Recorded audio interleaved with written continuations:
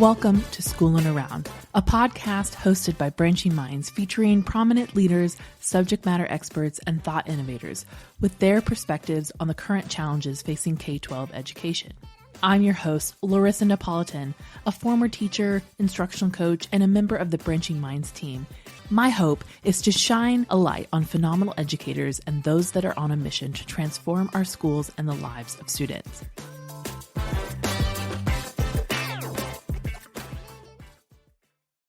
Educators are often misrepresented in pop culture, but the TV show Abbott Elementary has emerged as a refreshing exception. Combining comedy with authenticity, the series captures both the challenges and the triumphs of life as a teacher.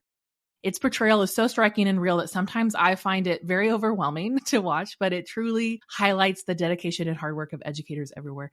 And today we're thrilled to have Joyce Abbott on our show, one of the real life inspirations behind Abbott Elementary. And Joyce is a veteran educator from Philadelphia whose career has been nothing short of inspiring. Welcome to the show, Joyce. Thank you. I'm glad to be here. Thank you. Thank you. I've just been so excited to chat with you and get to know you a little bit more because I can tell that you're an educator at heart. I've read your book and I just know the work that you've done and the people that you've inspired students through over the years. And so I'm excited to hear, kind of glean from your wisdom for our audience. So first, I would love for you to just kind of share a little bit more about your connection to the show Abbott Elementary. It seems like maybe it was named after you, maybe, and then kind of what the experience like has been since this show has aired. Well, okay, that's great. Actually, the name of the show was inspired by me. I was Quinta's sixth grade teacher at Andrew Hamilton School in West Philadelphia. So the name of the show, Abbott Elementary, was actually inspired by me, her sixth grade teacher, Joyce Abbott. And since the show, it's really been really interesting and really kind of fun, different for my life. I've had the opportunity to speak to many educators, many people in education. I've had the opportunity just to meet wonderful people from every area of the United States. Just so many powerful people out here doing this work in education that may not, be known in this spotlight, but that has been just so meaningful to me. The people I've met and being able to speak and maybe inspire and instill hope in some people who have lost, so much faith in the profession, which we see is so difficult today to hire and retain teachers. Yeah. Yeah. And I think you're right that like one of the things that watching the show sort of makes me think about is just how it highlights just the kind of the work that people do that doesn't get recognized and the trials and the triumphs of what it looks like to be an educator and how rewarding it can be when you're making a difference in the lives of students. I've just been so inspired in a lot of ways because I think even reading your book, it was really evident that the kind of work that you were doing with students just really it's the deep work that you do that really matters for the lives of students. And so I want to talk about your book because I do think that this, reading is called Teaching the Miss Abbott Way. And I think I learned a lot just about over the years of the different things that you encountered. And so was there anything surprising that kind of you encountered when you wrote the book? Was there anything that you're like, oh, I forgot about that instance, like as you were reflecting and writing lessons that you've learned? Well, it was so many moments, honestly, throughout my teaching career. But even reading back and through the entire process, I really don't think I've ever would have did a deep self-reflection on my career as I did, through the process of writing this book. And then actually it helped me to really clearly realize and see. I was like, you did all of that. So that was like really eye-opening to me, just doing that self-reflection, the things that I did. Like, I was like, wow, you did all of that. I think I covered mostly every element. I'm sure I didn't cover everything that I did, but the ones that, really stood out and the ones that I felt was imperative in including in the book were included. As far as, with the self-reflection, I really didn't even realize that I did all of that. And I don't think I would have did a deep self-reflection of my teaching career upon retirement if it was not for writing the book, if I didn't write the book. Well, I've talked with other educators sometimes, and we oftentimes were like, we could write a book about what we experienced in this year, or even just the things that we've learned. And because part of being a really great teacher, being a great educator, is that reflection on your work. It is. Because every year you're trying to improve on what you're doing and to impact the students again the next year. I never taught the same year twice because I always feel like I learned something Yeah. every year and got a little bit better. And I think that deep reflection is so essential. And I think that's why books like this and reflections from veteran educators are so important, because there are lots of aspects of education that change and lots of aspects of teaching that change. I'm sure you saw that over the Oh yeah, years. definitely, But definitely. there are some of those things that are still the same. Like, you still have students that are there to learn, and you're still problem solving and trying to find the best thing that works for students. So I want, one of the statements that stuck out to me is you said that teaching is more than instruction. And that may seem obvious to many of us, but what does that mean for you? Okay, teaching is more than instruction. It means that while we are, hired and our job is to educate, our students in our midst through our instruction, it is really equally as important to take into account outside factors such as, did they eat last night? Look at the shoes that they wear. Do they have sneakers? The community in which they come from, because so often we don't understand why a student may sleep all through class, or a student is so angry all the time, or a student has behavior problems. You cannot effectively instruct without getting to the root of those problems, because it's a block there for those students.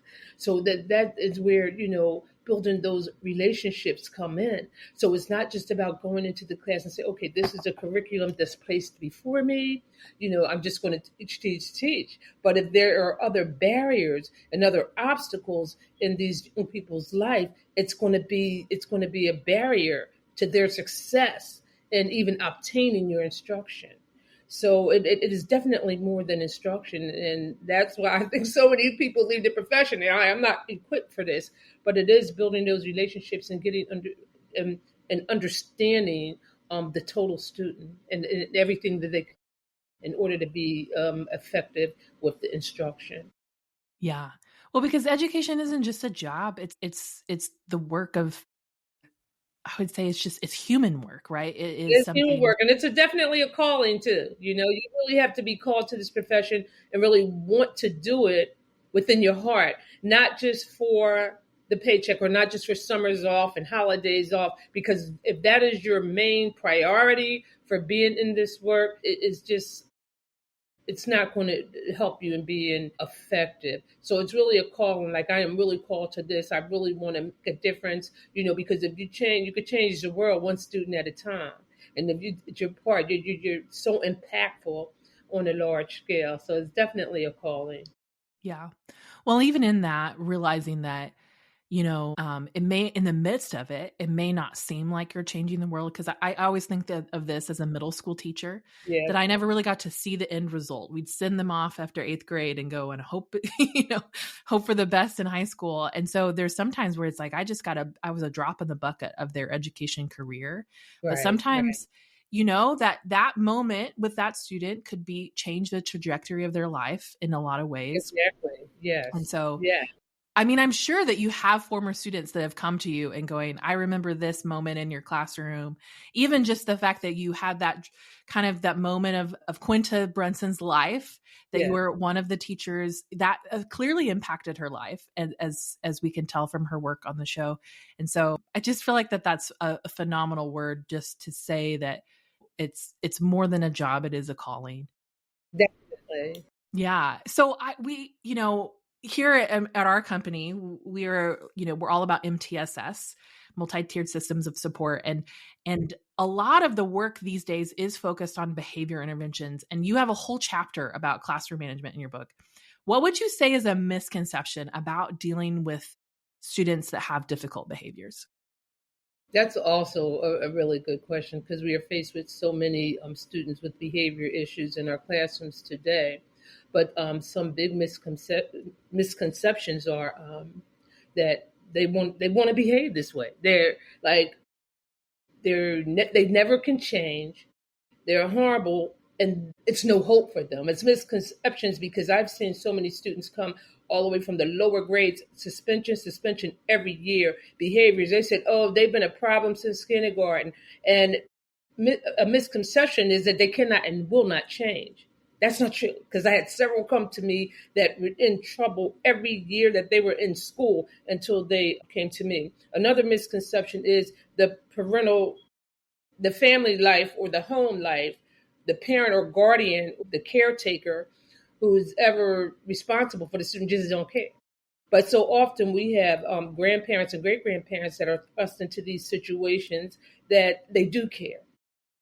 They just having a difficult time. And we also have parents, a lot of single parents who do care. I've met many that really cared and went above and beyond and was working, and their child was just acting up in school.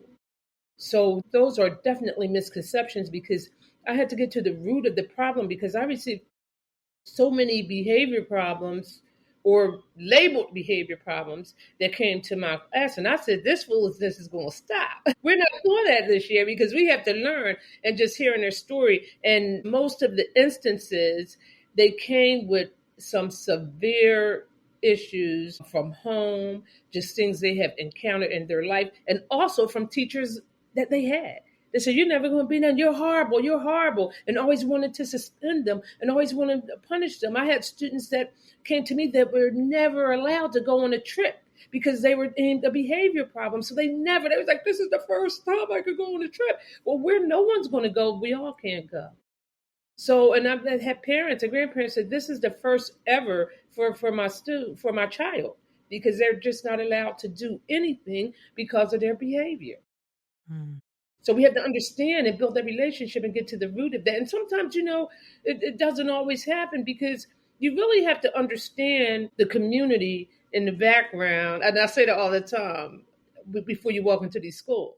If you're walking into the school and you have no clue of what to expect, you can't even fathom someone going to sleep hungry, because this is nothing you ever experienced. You can't even imagine a child going to sleep with gunfire shots all through the night. You can't, imagine children sleeping in rodent infested and bug infested homes and still trying to sleep and eat and get up and bathe. So that is something we have to understand in order to effectively, just be able to reach that child on every level.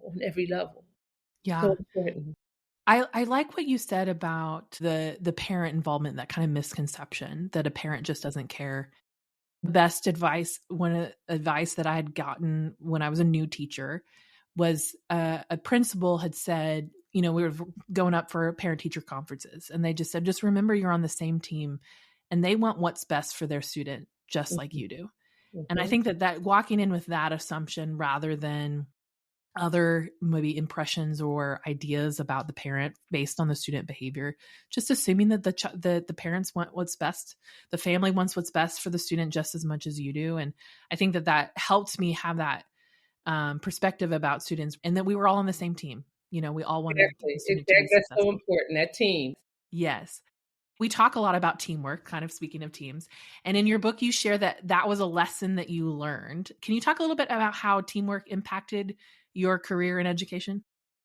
That's good, because teamwork is so important, because as students travel from teacher to teacher, when I first started, I had self-contained, so I taught all of the major subjects with the exception of the specialties like the gym, the art, and the music. But even you coming from middle school, they travel from reading, the math, the sciences.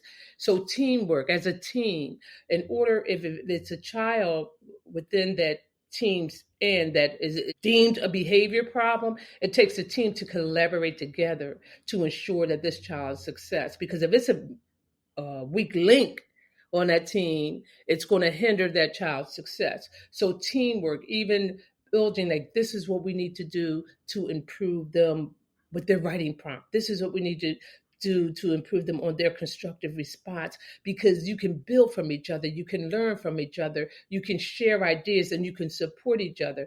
And the team is so important, because if you ever have that time where we all do, where we feel like we're going to break, where you have that colleague where you can go to and and they can pick you up and encourage you and keep you going. So a team is so important. I did a talk at a major school district within the United States last year, and they were acknowledging teachers who did so well. And one of the teachers that was acknowledged, I felt bad when they called her, like a lot of her team, no one like really stood up and was clapping. And I spoke with her later at a private luncheon, and she said she was basically new, but she came in and she worked so hard to improve her students that she got acknowledged. But evidently, she didn't have a team to support her. And that really hurt me, because she was new and she worked very hard, but she didn't have that team. And so it diminished her, her confidence a little, just that she couldn't be happy with this moment where she was being acknowledged because her team wasn't happy for her. So a team is so important, in building each other and celebrating each other. It can make the difference. It can make the difference in a person's career. So team is Yeah. very important. And I know that teamwork from the military. I'm coming up 10 years. I was coming up 10 years in the military, and teamwork was so important. You had to depend on your battle buddy for everything. So it is important. So I'm definitely a team player. Yeah. Well, and I think research shows that work of the teacher collective efficacy is so impactful into the students. And I think that it also makes your victory or your success even better when you get to share it with a group of people. And I think about different students that I've had over the years, and now I see them on Facebook or see their success, and it's so cool to see all of the people I worked with be able to comment on their successes, and just knowing that we all kind of share that success, or we share that time with that student, and it's kind of a shared experience with us to see that student succeed and do Mm-hmm. really well. And so I think that even when you need a team to depend on when things are really hard, but you also be able to share that success is more meaningful when you have a team. And just the importance of collaboration, right? We can't solve all the problems ourselves. I think that it's the hardest thing is when you feel it, like that if a school is kind of in silos and everyone sort of sticks to their own classroom, sometimes like that's hard, because you're like, I need other people to bounce ideas off of, or maybe Exactly. that student's succeeding in another classroom and it's not in mine. And so I think that can be a really important piece of teamwork. So I love that you kind of talk about how like sharing that story, because how important that is for teachers, especially if they're new. Exactly. It That's is. so important. Because they need that support. They're new. You don't walk into this work great. You Yeah. walk into this Well, work great. yeah. And you talk in your book about being a new teacher and how truly nothing can prepare you, especially, for your first day in the classroom. And I can Mhm. relate to that. And especially if you don't know how to talk to students. So what advice would you give to educators about talking to students? Good. A practice that I did, try not to talk at them, try to converse, have a conversation with them, let them know that their voice matters, let them know that their opinion matters. Also, be willing to take responsibility for your actions. Like I would always say, things that I say you may not want to hear, but you need to hear. But understand, if Miss Abbott ever says something that hurt your feelings, that you didn't like, please come and talk to me about that, because I'm not that big where I can't apologize. And then having those conversations, you're like, you're not always right. And even though we are the teacher, we are the educator, we can be wrong. And we have to accept responsibility for our actions as we expect them to accept responsibility for their actions. So communication, dialogue with each other, not talking at them or to them. This is what you're going to do. What do you think you could have done better? You know what I mean? What did you think you, and I'm sick of you doing this. So what can we do to, as opposed to saying that, so what can we do to change this behavior? Engage in conversation and not talk at them or talk to them. And let their voice be heard, and let them know that their voice matters, and what they say, you really care about what they say also, because they said nobody ever listens. They don't ever believe what I say. They're not going to listen to me anyway. I've heard that a lot. But my students know I'm always going to listen to you, because it was times, that's why I never suspended a student, even when their staff may want them to tell a story like, oh, we were helping them. I know one time they said, oh, two of my students came back from lunch late. Oh, we were helping them. One of the assistants in the lunchroom said they were helping me clean. And I just looked at her and I looked at them and I said, is that true? And they was like, no, Miss Abbott, we were playing because they were honest. I'm built into, they were honest. And so they knew that they could talk to me even when it was something that they did wrong, even when it's something they did wrong, because they knew I cared. And I would sit there and talk to them. So why do you think I'm disappointed in you for this behavior? Why? And they would, could self-reflect. But it's so important to have a conversation and just not talk at them or to them, and then we have to be careful of our tone also when speaking to them. And that Yeah. the way that they're important and their voice matters also. Yeah. Well, I got this a lot as a middle school teacher. And many of my students often felt misunderstood. And that was the time of life when I think you feel misunderstood in a lot of ways. Just adolescence is that time. But it was really important to me to make sure that they had a place where they could feel understood, or that someone would listen and validate how they felt, even if it was a struggle for me. Sometimes I was like, I don't know why you feel that way, but it's important to validate how they feel and that their voice mattered and that we heard them. And because they are human beings, right? Like they're people they're students who are figuring themselves out and figuring out what their voice is. Hmm. And I think it's important to not shut that down too much. And I think you're right in the sense of not talking at them, because that way they understand that not only does their voice matter, but they as a person matters, and they're Exactly. not dismissed. Yeah, Because sometimes young people can feel that way. And I love how you talked about just apologizing for when we're wrong. I think that's that important. is, I think that is an important lesson to learn, because sometimes we do get it wrong, and to model what it looks like to admit, hey, I got that wrong. I didn't say that right. I apologize for my tone. And it helping them understand what it looks like. Because I think sometimes they just may not see apologies happen from adults. And Exactly. Right. They don't. so you talked earlier about community, and it's such an important factor for our students, whether we see it or not. So what should it look like for teachers to be partners with the community? That's good also. First of all, in order to partner with the community, you have to, have some understanding of the community. That's why so often so many teachers leave after a first year in a particular school because, I can't do this neighborhood. I can't. They're scared to even go to their car. So understanding the community, understand the stores, understand, like I had a relationship with they call them little poppy stores here, little stores that sell on the junk. I had a relationship with them. Understand, or have understanding of the parks they go to. Build relationships with the community partnerships like the churches, and have some members in their community, because there's several positive people within our communities that our children really have no clue that are right in the midst of their community, not just the drug dealers or the ones hanging out doing the wrong thing, and invite them to speak. I did that so much. I would have had students come back to speak, or people within the community come back to speak, and then attend a game, maybe a game, or a dance recital. That means so much to students too, to have their teacher present. But it helps you become more effective, just understanding the community and building that bridge with the community, and bringing the community within your classroom, even teaching them about different places or monuments, statues within their community. Because so many of the students in my class had never been even to the museum at the Franklin Institute, the zoo. They've never been, and it's right in their city. But just building them partners, because there's so many partnerships out there. But really understanding that community and the neighborhoods that the students that you are serving come from, just understand it. And I know, like, the school that I left, I mean, they had a high level of gun violence. So I can understand, the teachers having, being scared, because doing virtual learning, a lot of them, you were supposed to maybe sometimes go out, maybe, just visit or see your students, take a little treat. That wasn't happening. But I didn't have a fear.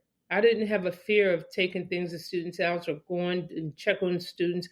I didn't have a fear. Number one, I was a product of the community in which I taught in. I'm a product of the Philadelphia public school system, a product of West Philadelphia. And I came back to teach and where to school and where I was raised. So it was no fear for me. I understood the little neighborhood, what they call poppy stores, the little neighborhood delis where they sell, all this crazy beer. And I understood the parks, the rec centers. I understood what a block party was when they had the block parties and block off the street and everyone's dancing. So I understood that, so I could relate even in conversations, with the students. But it's just so important to build that community and have an understanding of the community and build bridges with the community. Yeah. I like what you said about, attending a sports event or a dance Mhm. recital. Like those are so meaningful for students. I mean, I know that I would in middle school, try to attend some of the, whether it be a That football was game good. or a soccer game or something, to be able to, number one, it gave me an opportunity to interact with parents, even, outside of Out of the school, yeah. context of the school classroom or in a kind of casual setting, to Mhm. build that relationship with parents. And I think, to have a conversation with a parent that isn't my phone call home about something Right. is always delightful. And it just gave me a chance to get to know the student and something that they were interested in.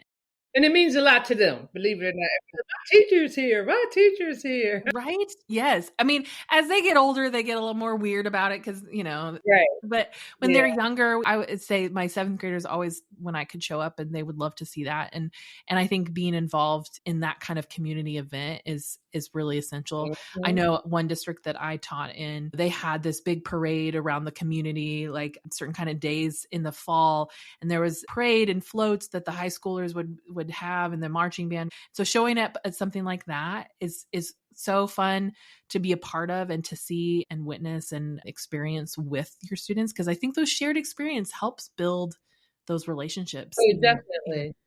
They do. yeah. Yeah, I love that. And I think that especially for someone who's newer to a school district or a school community, it's a great way to get to know people in a very just casual environment. Mhm.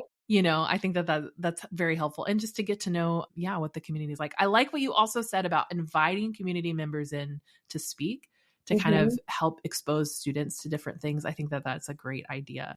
Yes, definitely. Yeah. Definitely. Especially, I always love it when schools do like a career day and they invite people from the community. It's a great way to get to know different careers and the people in the community. Right. So often I know we did a lot of career days too. But it's important as we do the career days that you can have a diverse population, but it's very important for them to see people of a certain caliber that look like them because when we first started having career days, it was so many people, nurses, very professional people, but very few of them looked like them. So it is important that people that can share a story, that although your life may be like this now, there is hope because this is where I've been through.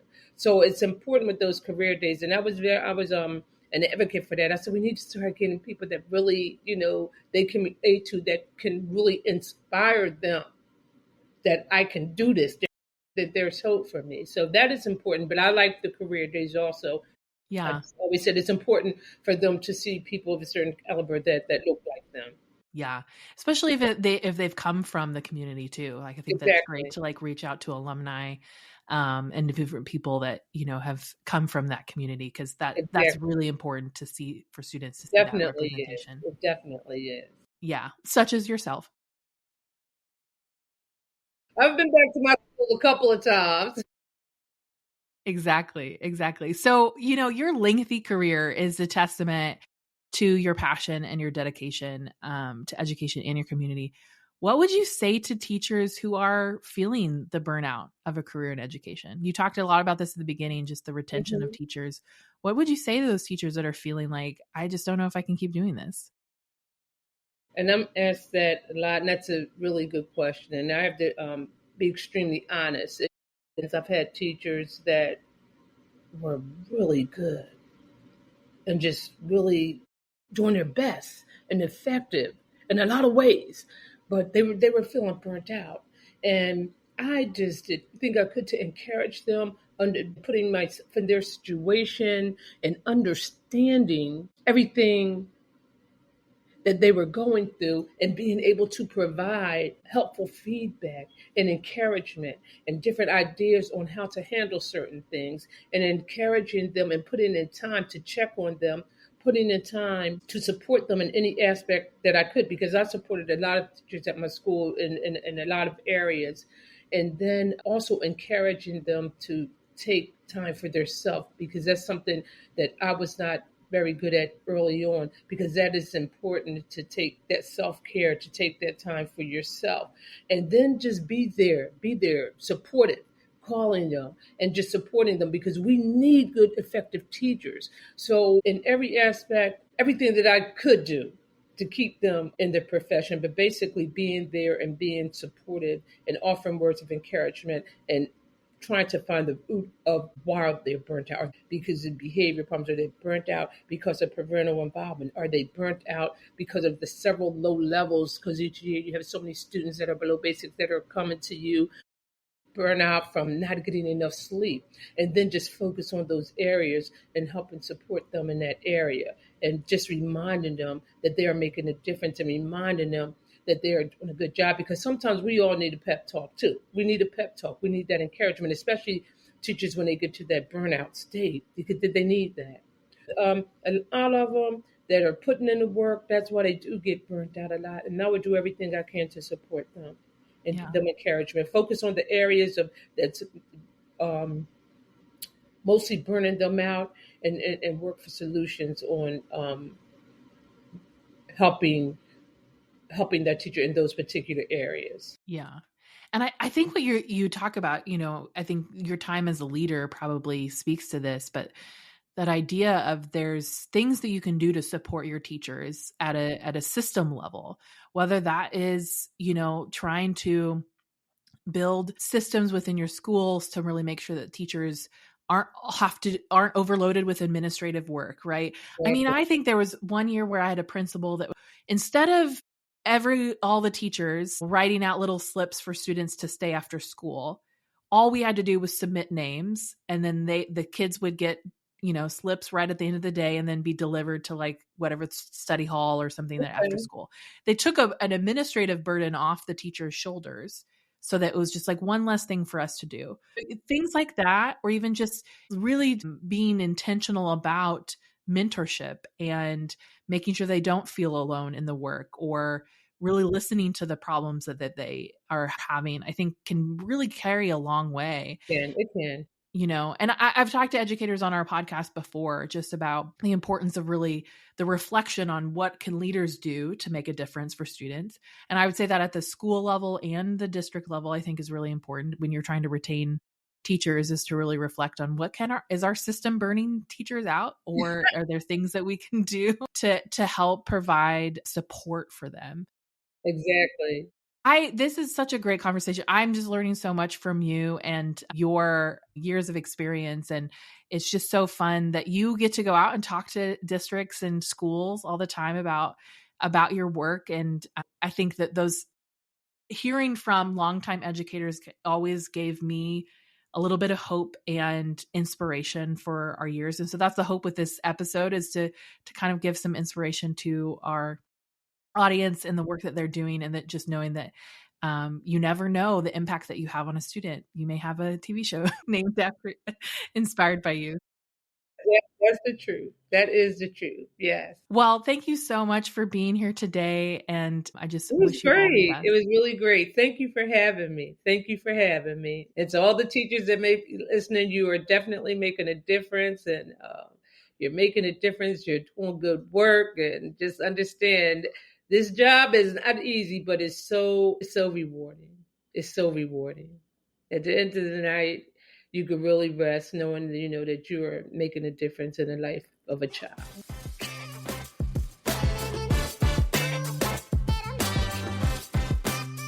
Thanks for listening to Schoolin' Around, a podcast hosted by Branching Minds. Go ahead and subscribe to our feed wherever you listen to podcasts. And don't forget, if you are enjoying our content, would you do us a favor and rate and review our podcasts on iTunes? This helps others find our podcasts and lets us know how much you love what we're creating. Branching Minds is an educational technology company using learning sciences and technology to help districts effectively personalize learning through MTSS. To learn more about us, check out our website, branchingminds.com, or follow us on Twitter, Facebook, or LinkedIn at Branching Minds.